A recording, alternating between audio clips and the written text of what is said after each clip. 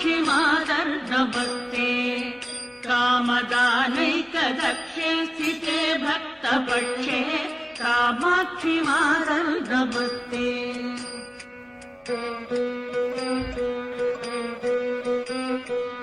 कामारिकान्ते कुमारी कालकालस्य भर्तुकरे दत्तगस्ते कामाय कामप्रदात्री कामकोटिस्थ पूज्ये गिरम् देहि मह्यम् कामाक्षि मातर्नमस्ते